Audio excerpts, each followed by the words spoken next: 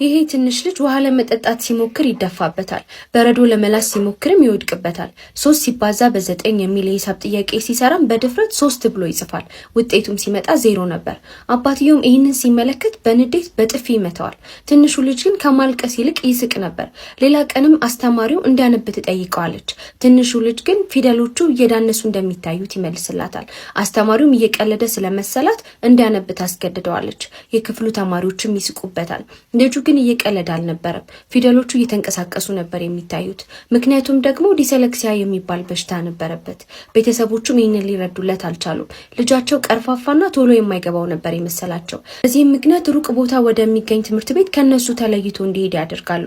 አስከብተውትም ሲመለሱ ልጁ ትተውት ሲሄዱ ሲመለከት እጅግ በጣም በማዘን ያለቅሳል። ማታ ላይም ሌሎች ልጆች ሲተኙ እሱ ግን ሽንት ቤት በመግባት እየጮኸ ያለቅሳል። ቀን በቀንም መከፋቱ እየጨመረ እንዲሁም ከሌሎች ልጆች ራሱን እያራቀ ብቸኛ ይሆናል። አስተማሪዎችም በስነ ስርዓት አልከታተል ሲል በቾክ እየወረወሩ ይመቱታል። ጥያቄ አልመልስ ሲል ደግሞ እጁን በማስመሪያ ይገርፉታል። በዚህ መሃል ግን አንድ የአርት አስተማሪ ይመጣል። እሱም ሲያስተምራቸው እየዳነሰ ስለነበር ልጆች በደስታ ነበር የሚማሩት። በሚቀጥለውም ቀን ይህ አስተማሪ ለተማሪዎች ንጹህ ወረቀት በመስጠት ደስ ያላቸውን ስዕል እንዲስሉ ያደርጋል። ሌሎች ተማሪዎችም መሳል ይጀምራሉ። ይህ ትንሽ ልጅ ግን በሀዘኔታ እጁን አጣጥፎ ተቀምጧል። አስተማሪው ምንም አላለውም ነበር። በሌላ ቀንም የአስተማሪ በዛ ክፍል ሲያልፍ ትንሹ ልጅ በቅጣት ምክንያት ተንበርክኮ ይመለከተዋል። ትንሹ ልጅም አስተማሪውን ሲያይ ሊመታው እንደሆነ በማሰብ በፍርሃት ፊቱን ያዞራል። አስተማሪውም ስለዚህ ትንሽ ልጅ ሌሎች ሰዎችን መጠየቅ ይጀምራል። እንዲሁም ደግሞ ከዚህ በፊት የሰራቸውን አሳይመንቶች ሲመለከት ይሄ ትንሽ ልጅ ችግሩ መጻፍ አለመቻል ሳይሆን ፊደሎቹን ሲጽፍ እያገላበጠ ነበር።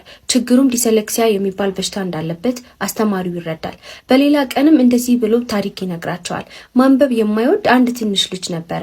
መጽሐፎቹንም ይቀዳድድ ነበር። እንዲሁም ፊደሎቹ የዳነሱ ነበር የሚታዩት እያለ ሲነግራቸው ትንሹ ልጅም ይህ ታሪክ ስለሱ እንደሆነ በማሰብ በራሱ ማፈርና መናደድ ይጀምራል።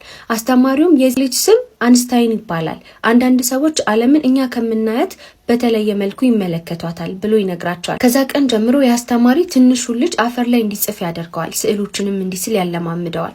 ቀስ በቀስም ትንሹ ልጅ መጻፍ ይችላል። በራስ መተማመኑም ይጨምራል።